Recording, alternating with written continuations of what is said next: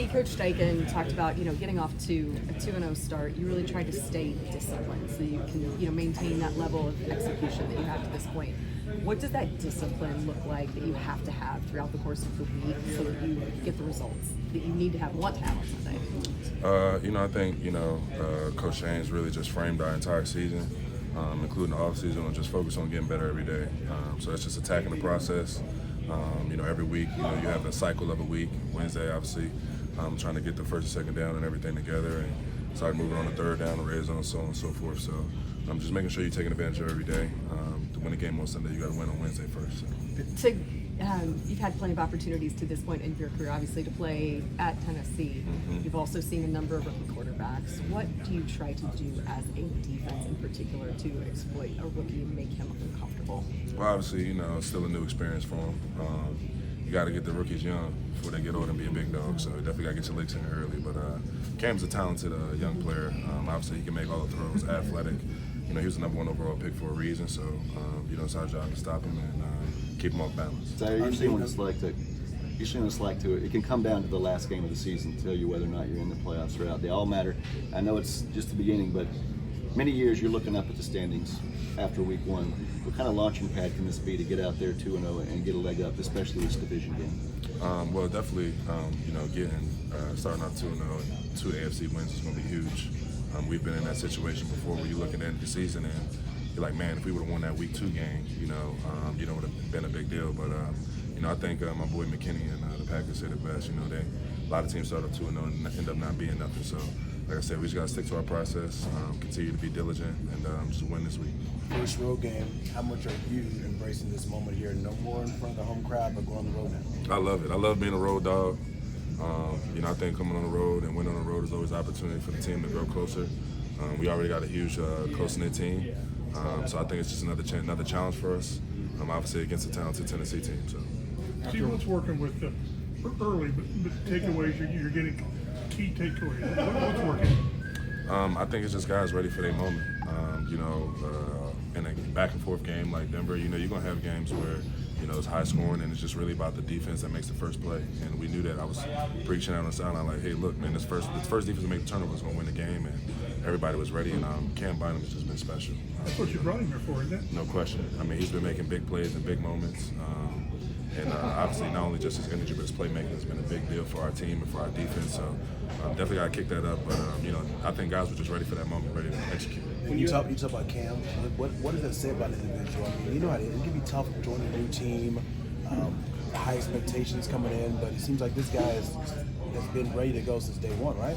Yeah, no, for sure. I think that's, both sides. I think Cam came in with the right mindset, knowing that, A, he had to earn, the trust and, his reputation obviously speaks for itself, but, you're in a new locker room, you got to prove it all over again. And, I think it just speaks to the leadership in the locker room. First with Kenny, with the DBs, and, so on and so forth. Even to the other guys on the other side of the ball, just making Cam feel comfortable enough to be himself. I think that's usually the hardest part when you come into a new situation. You want a guy to feel comfortable enough to feel like himself, to be himself. That way he can play the best version of his game. And thankfully he's been able to do that so far. With Ward, when you see a play like he made last week for that touchdown, what do you have to be aware of as a defense, knowing he has that shot in his back? I hope he throws that play again. It wasn't a good throw. But, he's a talented player. So, like I said, he can make all those throws. His arm angle, obviously, is exceptional. He's got a zip in the ball. Like I said, he's a #1 overall pick for a reason. I was a fan of him when he was in college.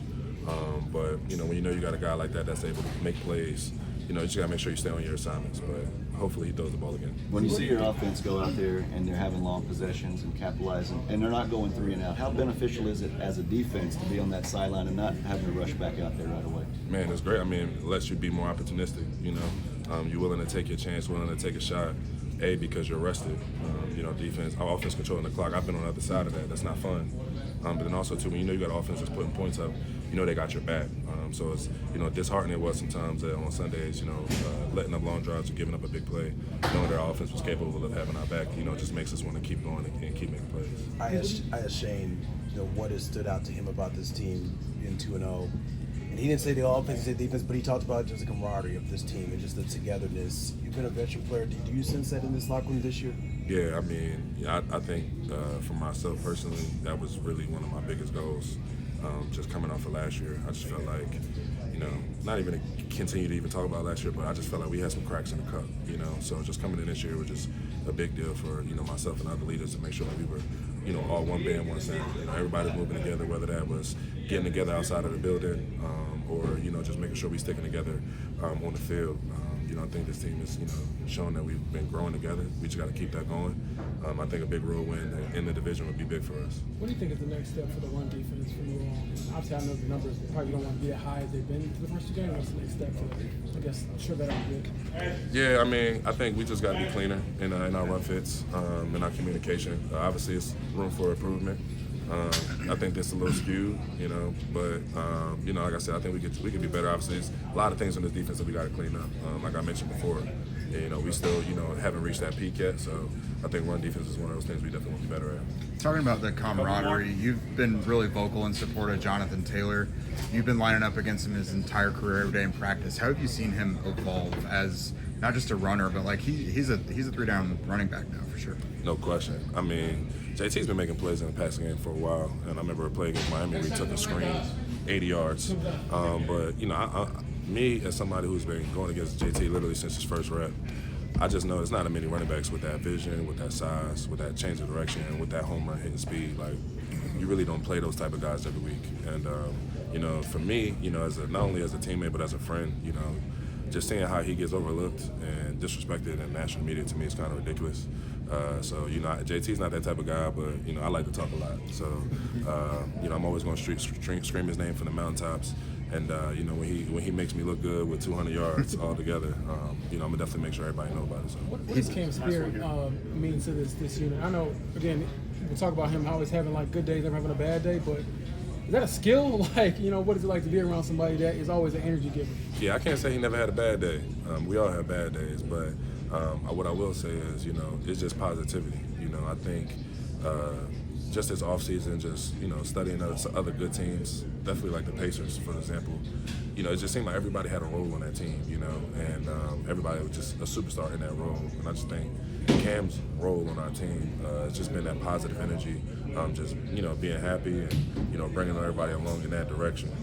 Obviously I'm a little bit more negative for the other team, but, I think you need a little bit of yin and yang to be a good defense. So.